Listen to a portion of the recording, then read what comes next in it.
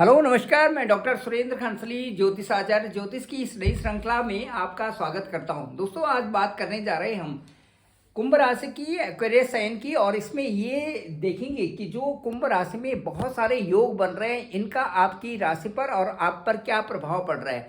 मुख्य रूप से इस समय चर्चा करने जा रहे हैं हम जो जो 4 योग बन रहे हैं वो कुंभ राशि में, वो बड़े महत्वपूर्ण योग यहाँ पर हैं।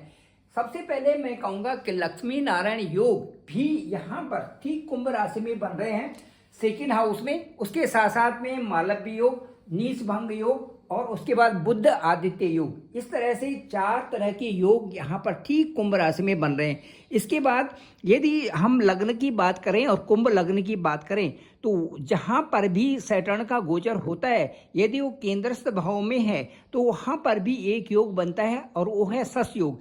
क्योंकि ठीक जो है केंद्र में या लग्न में यदि शनि वहाँ पर ट्रांजिट करते हैं तो वो सस योग बनता है। इस तरह से कुल मिलाकर के इस समय कुंभ राशि में लक्ष्मी नारायण योग, बुध आदित्य योग, नीच भंग योग और मालव्य योग, ये सारे, और उसके साथ साथ में सस योग, इस तरह से ये योग बन रहे हैं। लेकिन इनके साथ साथ में जो परिस्थितियां हैं वो कई तरह से भिन्न भिन्न भी हैं, क्योंकि ये सारे योग आप देख रहे हैं कि पहले और दूसरे हाउस में सारे योग ये इस तरह से बन रहे हैं।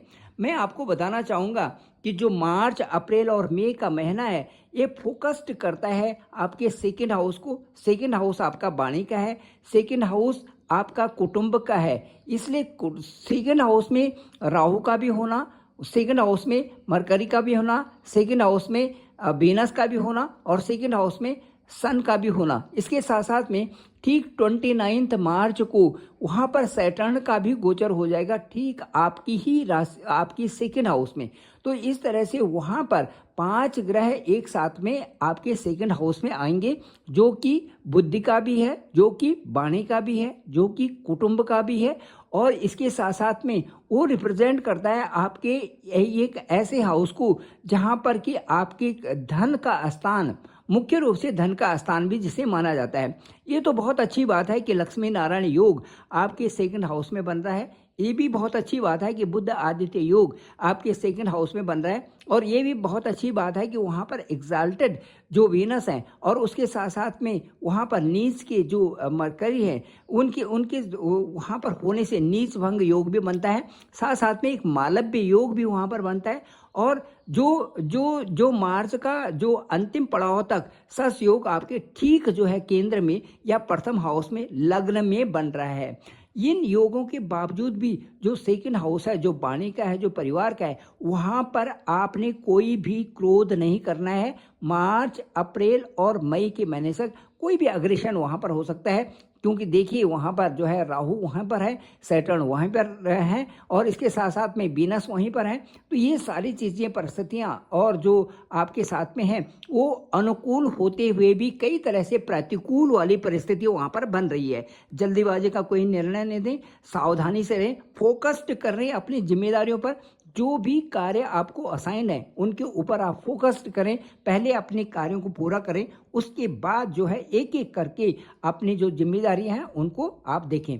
कोई भी जिम्मेदारी इस पीरियड में मार्च, अप्रैल और मई के महीने में कुटुंब से संबंधित आपके ऊपर आ सकती है। इसके साथ साथ में मैं कहना चाहूँगा कि जो ये कुंभ राशि है, इनके जो नक्षत्र हैं वो भी उनका जो पूरा के पूरा जो नक्षत्र हैं वो आपको ये बता रहे हैं कि इस जो ये मार्च, अप्रैल और मई का जो ये प्रभावित जो समय होगा, इनमें नक्षत्रों के अनुसार भी, जैसे धनिष्ठा नक्षत्र का 3 और 4 चरण है, शतभिषा के 1, 2, 3 और 4 चरण है और पूर्वा भाद्रपद के 1, 2 और 3 नक्षत्र हैं।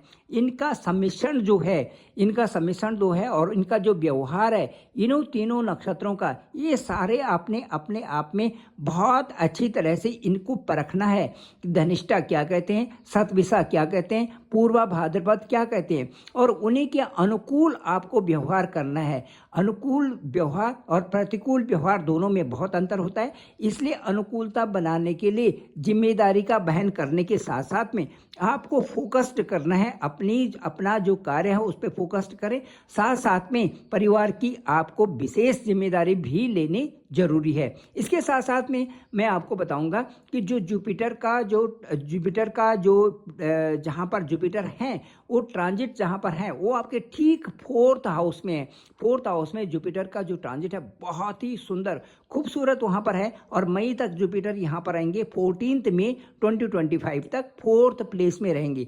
ये आपके लिए बहुत ही सुंदर है। मैं ये कहना चाहूँगा कि जुपिटर का जो इस समय ट्रांजिट है वो आपकी कुंडली को सर्वोत्तम बल प्रदान कर रहे हैं। इसके साथ साथ में मैं ये कहूँगा कि जो यदि 5th स्थान से बात करें तो 5th का जो आपकी जो पढ़ाई लिखाई है वो अच्छी चलेगी, इसमें आपको अच्छे रिजल्ट्स ही मिलेंगे। शिक्षा के क्षेत्र में आप फोकस्ड करें तो आपको बहुत ज़्यादा उससे अच्छी स्थिति प्राप्त होने वाली है। इसके साथ साथ में 4th जो प्लेस है वहाँ पर भी अभी चूँकि जिस तरह से ट्रांजिट इस समय प्लेनेट्स का चल रहा है उस तरह से 4th वाले प्लेस में भी जो सेल और परचेज हैं उसमें भी थोड़ा सा इस समय इन्वेस्टमेंट जो आप करते हैं उसमें बहुत फोकस्ड और ध्यान देने की ज़रूरत रहेगी।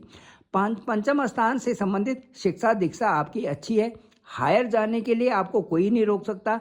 कई तरह से यदि फोकस्ड करते हैं तो आप अपनी जो प्रतिस्पर्धा है, जो कंपटीशन है उसमें सक्सेस होंगे। साथ साथ में अपने जो एम आपने टारगेट किए हैं, गोल जो फिक्स किए हैं उनको अचीव करने के लिए भी आपका ये अनुकूल समय ही रहेगा।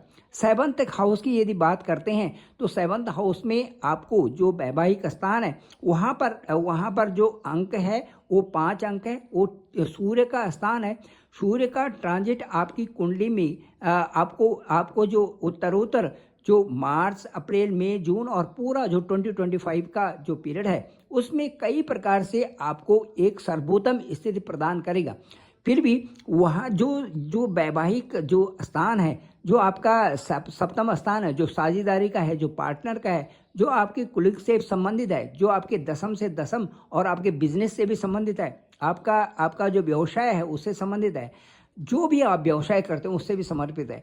वहाँ पर जो एक समर्पण की भावना, एक दूसरे को समझना और समझाना, विश्वास करना और गलत नहीं सोचना, ये सारी चीज़ें आपके लिए यहाँ पर अनुकूलता ही लाएंगी। जो वैवाहिक जीवन है उसमें भी समर्पण, एक दूसरे को समझना, साथ साथ में जो एक दूसरे की परेशानी है उसके साथ में रहना, विश्वास करना और किसी तरह से भी एक दूसरे के प्रति सेवा भाव रखना, ये आपके लिए बहुत ही बेहद बहुत अच्छा रहेगा। और यदि आप ये समझते हैं तो अनुकूलता से आप जो है अपने जीवन को आगे बढ़ा रहे हैं। इसके साथ साथ में जो आपके साथ में कुंभ राशि के लिए जो 6ठा स्थान है वहाँ पर केतु बैठे हुए हैं। केतु वहाँ पर बैठे हुए हैं और आप देख रहे हैं कि राहु, जो बुध हैं, जो वीनस हैं, जो सन है, ये डायरेक्ट वहीं पर सीधे आपके 8th हाउस को देख रहे हैं। 8th हाउस का वहाँ से देखना, एक्सपेक्ट करना, इसका सीधे मतलब है कि जो 29 जो मार्च 2025 है, सैटर्न भी 2nd हाउस में आ जाएंगे और सैटर्न भी उसी स्थान को देखेंगे, यानी कि 8th हाउस को। 8th हाउस में केतु बुध की राशि में बैठे हुए, जो वहाँ पर कन्या राशि है, कन्या राशि में वहाँ पर केतु है। केतु का 8th हाउस में जाना किसी न किसी हद तक जो हमारे गुप्त शत्रु होते हैं, जो हमारे साथ में जुड़े होते हैं, लेकिन जिनसे कि हमें भय बना रहता है, कई तरह से परेशानियां रहती हैं, इसलिए अपनी किसी भी बात को आप गुप्त रखें तो ज़्यादा अच्छा होगा, डिस्क्लोज न करें तो ज़्यादा अच्छा रहेगा, अपने कार्यों का प्रचार प्रसार न करें तो ज़्यादा अच्छा होगा। शत्रुओं के सामने तो उन चीज़ों को आप बिल्कुल भी न रखें और ये उन चीज़ों से दूरी रखें तो ज़्यादा अच्छा रहेगा। उससे क्या होगा कि आपकी प्रोग्रेस में किसी तरह से बाधा नहीं आएगी, क्योंकि जो गुप्त शत्रु होते हैं वही कई बार मन से भी यदि उनका गलत प्रभाव होता है तो आपके ऊपर पड़ता है। इसलिए आप अपने प्रोग्रेस को जारी रखें और बहुत बेहद अच्छी ढंग से उसको आप आगे ले जा सकते हैं। करें बात आपकी करियर की और आपकी जो भाग्य तो आपको साथ दे रहा है, इसमें कोई भी संदेह नहीं है। एग्जाल्टेड पोजीशन में इस समय शुक्र हैं और उसके साथ साथ में जो जुपिटर्स हैं वो भी शुक्र के ही राशि में बैठे हुए हैं 4th प्लेस में। तो आपको भाग्य साथ दे रहा है। यही आपने अपने प्रयासों से और अपने आप को समझना है कि भाग्य आपका वर्तमान में आपको साथ दे रहा है, जो कि बहुत ही खूबसूरत है। इसके साथ साथ में हम देखेंगे कि यदि भाग्य साथ दे रहा है तो अपने पूरे एफर्ट्स लगाएं आप 10th हाउस के लिए, जो आपके कर्म क्षेत्र हैं उसमें पूरे एफर्ट्स लगाएं। उच्च अधिकारियों से भी मिले, अपने अंडर जितने भी आपके कुलीग्स होंगे उनसे अच्छा व्यवहार रखें और एक अच्छी प्रतिस्पर्धा से आप काम करते रहेंगे। सावधानी बरतें और कोई जल्दबाजी न करें अपने डिसीजन लेने में। तो मैं कहता हूं कि आपके कार्य बहुत अच्छे ढंग से आगे चलेंगे। जो भी कार्य है उनको फोकस्ड करें पूरे नॉलेज के साथ में, तो ज़्यादा अच्छा रहेगा। करें बात यदि राहु की, तो राहु अप्रत्याशित रूप से कई प्रकार की घटनाएं भी हो जाती हैं और अप्रत्याशित रूप से लाभ भी दे सकते हैं 8th हाउस में। इसके साथ साथ में अचानक जो है परिवर्तन भी ला सकते हैं, जो परिवर्तन आपके लिए अच्छे हो सकते हैं। भ्रम में भी डाल सकते हैं और कुछ गुप्त शत्रुओं से आपको परेशानी भी हो सकती है। राजनीतिक फील्ड में भी राहु बहुत आगे ले जाते हैं। गुप्त विद्या के लिए भी राहु बहुत अच्छे हैं और साथ साथ में आध्यात्म जीवन, किसी रहस्य को पाना, इसके लिए भी राहु की बड़ी भूमिका होती है। इसलिए आपने ये करना है कि आप वही कार्य करें जो कि सही है, गलत कार्यों की तरफ न चलें तो ज़्यादा अच्छा रहेगा। शनि की बात करें तो शनि जो न्यायप्रिय है, इसके साथ साथ में कठोर परिश्रम को ये हमेशा प्रेफर करते हैं। अनुशासन, डिसिप्लिन में रहना, अच्छे कर्म करना, बुरे कर्मों से डिस्टेंस बनाए रखना, अहंकार बिल्कुल भी शनि को पसंद नहीं है। उसके साथ साथ में नेक कार्य करना और ईमानदारी से रहना, इसके साथ साथ धैर्यवान बने रहना, ये जो है सुप्रीम जो न्यायाधीश हैं, जो शनि है, उनको ये पसंद है। ठीक राहु से थोड़ा सा अलग इनकी विरक्ति है, वो इसलिए कि राहु को तुरंत चाहिए और शनि आराम से देने वाले हैं। किसी कार्य को परफेक्शन की तरफ ले जाना और श्रेष्ठ पदवी को प्राप्त करवाना, ये शनि का यहाँ पर सीधे डिसिप्लिन रहेगा आपके सेकंड हाउस से और सीधे 8th हाउस को देखना। इसके साथ साथ में वीनस की बात करें तो वीनस जो है आपको सौंदर्य देने वाला है, आपको अट्रैक्शन देने वाला है, नया जीवन है, कला है, संगीत है, क्रियात्मक चीज़ें हैं, कलात्मक चीज़ें हैं, रोमांस है, प्रेम है, जो हमारे काम वासना है, ये सभी जो है हमें वीनस देते हैं। और इसके साथ सुख समृद्धि, सुखदायी जीवन, सदाचारी जीवन, ये सारी चीज़ें वैवाहिक जीवन में एक अच्छा तालमेल बनाए रखना, ये भी शुक्र के ही अधीन आते हैं। तो शुक्र भी आपसे सेकंड हाउस से 8th हाउस को देख रहे हैं। मुझे लगता है कि शुक्र एग्जाल्टेड पोजीशन में भी हैं, तो शुक्र आपके लिए अच्छे हैं। उसके बाद बुध की बात करें तो बुध आपको ज्ञान देने वाले हैं, नॉलेज है, इसके साथ साथ में संचार है, वाणी है, आपकी कम्युनिकेशन पावर है, आपका स्पीच है, ये सारी चीज़ें जो है, आपका व्यापार है, वाणिज्य है और इसके साथ साथ में कैलकुलेशन है, आगे बढ़ना है, ये सारे बुध से हैं। तो बुध आपके 5th हाउस को दिखाते हैं और 8th हाउस को दिखाते हैं। मुझे लगता है बहुत से अच्छी ट्रिक की आवश्यकता है, जहाँ से कि आपकी स्किल को आप सही दिशा में आगे ले जा सकते हैं। इसके साथ साथ में आप कुछ कार्यों को ऐसा कर सकते हैं कि किसी को ज़्यादा डिस्क्लोज न करके कार्यों के प्रति आपका जुझारू होना, उसमें लगना आपको बहुत अच्छी स्थिति में पहुंचा सकता है, जो कि आपके लिए बहुत अच्छा है। इसके साथ साथ में यदि सूर्य की बात करें तो सूर्य भी आपके सेकंड हाउस में जा रखे हैं। सूर्य का गोचर उत्तरोत्तर जो है second, third, fourth, 5th house में हो रहा है। तो इस समय जो सूर्य की स्थिति है वो भी आपको ये सिखाता है कि परिवार में डिसिप्लिन से रहना, कई सारी चीज़ें, अनुशासन बनाए रखना, मान सम्मान के लिए आप जो है मेहनत करते रहे, नेतृत्व आपका बहुत अच्छा है, सफलता आपको जरूर मिलेगी, ये चीज़ आपको सूर्य सिखा रहे हैं। कुल मिलाकर के वहाँ पे जो सैटर्न भी होंगे वो अपने हाउस से अब आपके बृहस्पति के हाउस में, सेकंड हाउस में जाएंगे। यहाँ पर भी बहुत उतार चढ़ाव, एक नई गति आपको मिलेगी। हो सकता है कि आपके बहुत सारे चैलेंजेस के साथ में चेंजेस आपके साथ में आ रहे हैं, जो कि आपके लिए बेहद खूबसूरत होंगे। बस आपको एक ही चीज़ करना है कि लगे रहना है, खूब मेहनत करना है और आगे बढ़ना है। Thank you very much. मैं डॉक्टर सुरेंद्र खंसली, ज्योतिष आचार्य, और डिस्क्रिप्शन पे मेरा नंबर है 9868280191। आप डायरेक्ट मुझे कॉल भी कर सकते हैं, मैं आपका कॉल भी करूंगा।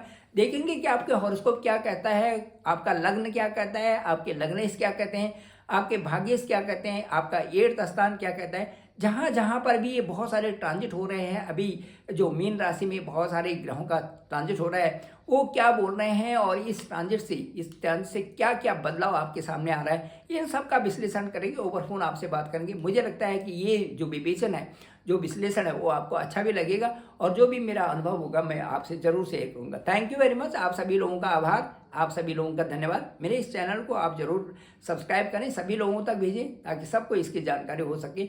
आप तक पहुंचने के लिए बहुत बहुत धन्यवाद, बहुत बहुत आभार।